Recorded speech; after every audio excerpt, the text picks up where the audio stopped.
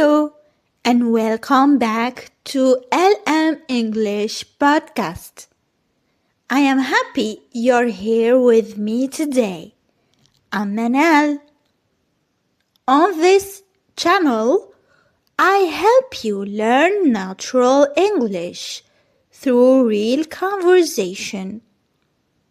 My goal is to make English practical, simple, and useful for everyday life. I want to help you understand real topics and speak about them with more confidence. And today's topic is exciting. Today we're going to talk about how to talk about the 2026 FIFA World Cup in English. This is a great topic because people all over the world talk about football or soccer.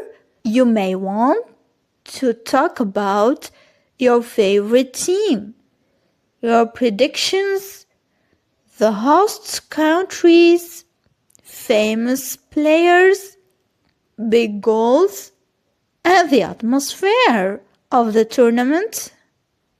And this World Cup is especially interesting because it is bigger than before and takes place across 3 host countries.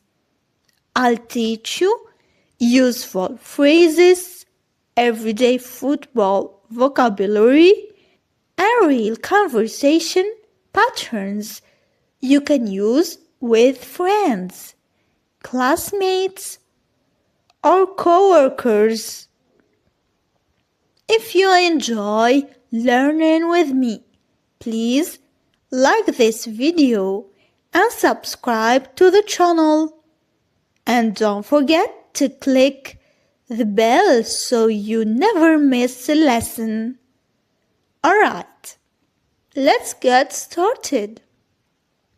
Today, I'm a little sleepy because I stayed up late watching football highlights last night. I told myself I would watch just one short clip. Then I watched the highlights. Then the post-match talk. Then fan reactions. Then a video about the best goals from past World Cups.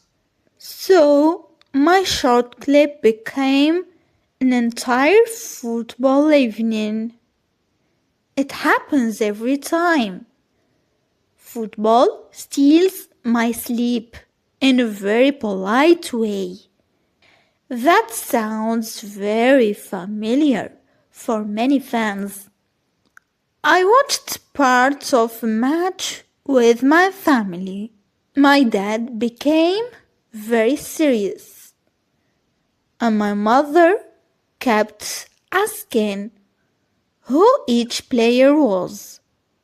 On Saturday, I met 2 friends at a cafe, and somehow we spent almost 2 hours talking about teams, players, and predictions. We even argued about which stadium atmosphere would be the best. That's a long conversation. But when people love football, time disappears. And actually, that connects very well to today's topic. Let's start with the most basic question. Why is the 2026 FIFA World Cup such a good topic for English conversation because people everywhere talk about it. Even people who are not huge football fans often know something about the World Cup. You can talk about teams, players, host cities, match results, favorite moments, and predictions. And it's also easy to join the conversation. You don't need to be an expert. You can start with very simple English. For example, are you watching the World Cup? Or which team are you supporting? That second question is very common. Which team are you supporting? And you can answer in many simple ways. You can say, I'm cheering for Mexico. Sometimes I don't have one team. Sometimes I just want drama, goals, and excitement. Let's talk about the basic facts first, because those help people feel more confident. The 2026 FIFA World Cup is being hosted by 3 countries: Canada, Mexico, and the United States. That alone makes it special. It's also the first men's World Cup with 48 teams. Hosted by means the countries organize the event and provide the stadiums. A tournament is a competition with many teams or players. In this case, it's a football competition with many national teams.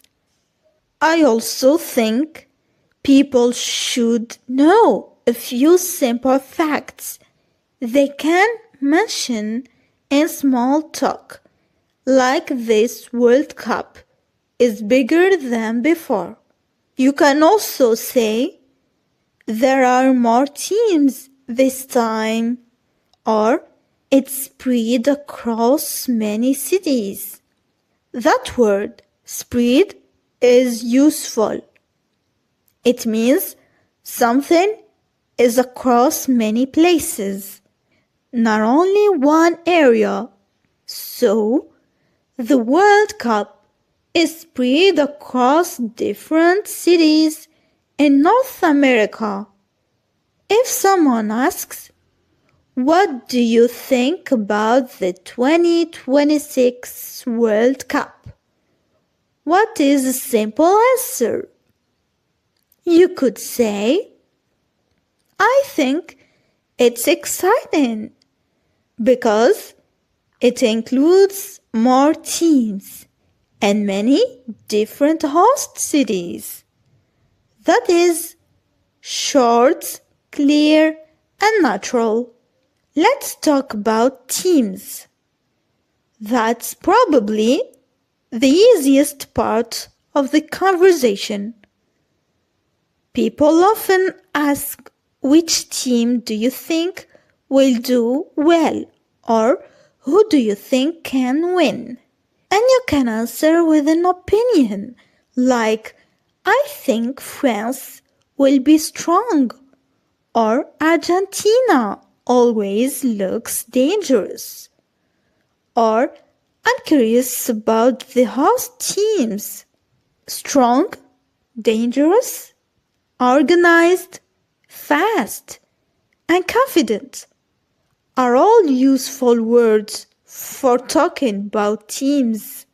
In football, dangerous means a team or player looks likely to create good chances and score goals. It's not dangerous in a scary way. So, if you say their attack looks dangerous, you mean it looks powerful.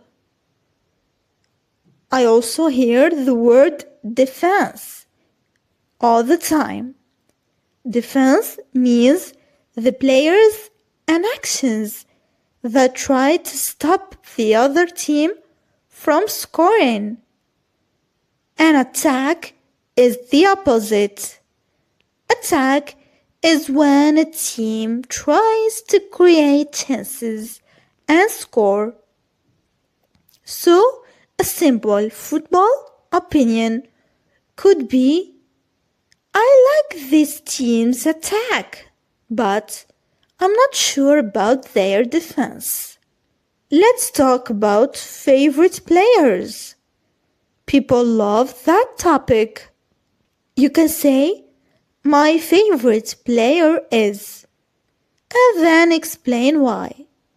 For example, my favorite player is Ronaldo because he's quick and exciting to watch. Or I like Dembele because he's calm on the ball and makes smart decisions. Quick, skilled, creative, calm are all useful words. I usually like players who make the match fun to watch. Fast players, tricky players, people who try surprising things. I often appreciate players who control the game well and stay calm under pressure. Another big topic is predictions. Everybody has predictions.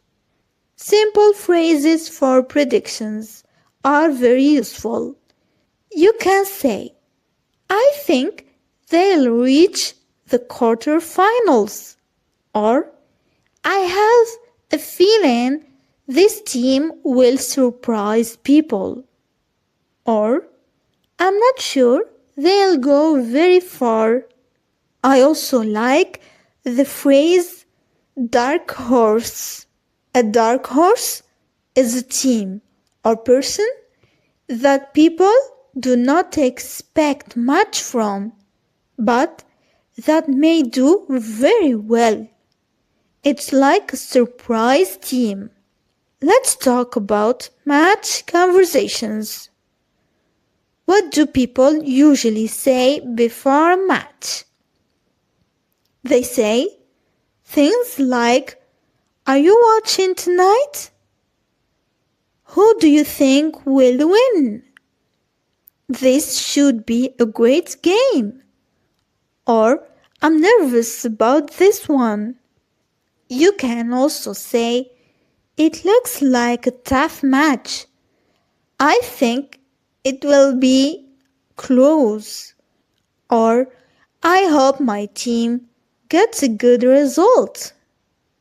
Gets a good result is useful. It means wins, or at least gets a positive outcome. During the match, people say things like, what a goal! That was close. Their defense looks shaky. They need to keep the ball better. Shaky is a fun word. In this context, shaky means not stable or not confident. A shaky defense makes mistakes or looks uncertain. And after the match, people often say they deserved the win. That was disappointing. The second half was much better. Or they wasted too many chances. Chances are opportunities to score. can say, I stayed up late to watch the match. I watched it with friends. The atmosphere was amazing. Or, social media was full of reactions. Atmosphere is such an important word during the World Cup. It means the feeling or mood around the event. So, if fans are singing, celebrating, and filling the stadium with energy, the atmosphere is electric. Electric means very exciting and full of energy. I love stadium atmosphere. For me, it's one of the best parts of football. Even people who don't follow every team can enjoy the atmosphere, the colors, the songs, and the emotion. People may talk about travel, stadiums, time zones, and different cities. Another useful topic is the opening match and the final. You can say the opening match feels symbolic, or the final is the biggest moment everybody dreams about. Symbolic means important as a symbol or sign. We learned that you don't need advanced English to talk about the World Cup. You just need a few simple facts, a few opinion sentences, and some real examples from your own experience. You can talk about your team, your favorite player, the match result, the stadium atmosphere, or even just where and how you watch the game. Now I want to hear from you. I always love reading your comments. Which team are you supporting in the 2026 FIFA World Cup and why? Maybe you support your home country. Maybe you support a team because of a favorite player. Or maybe you just like the way they play. Write a short answer and practice your English with me. It helps me make better videos, and it also helps you practice writing in English. So please share your answer. I'd really love to read it. I really appreciate your time and support. If you enjoyed this video, give this video a big thumbs up and click the subscribe button and the little bell. That way, you won't forget to join me for my next lesson. You are all great students, and I'm very happy to learn with you. Keep practicing. Remember, good English is not about using the most difficult words. It's about sharing your ideas clearly, naturally, and with confidence. One simple sentence at a time. Take care of yourself. Keep practicing, and goodbye.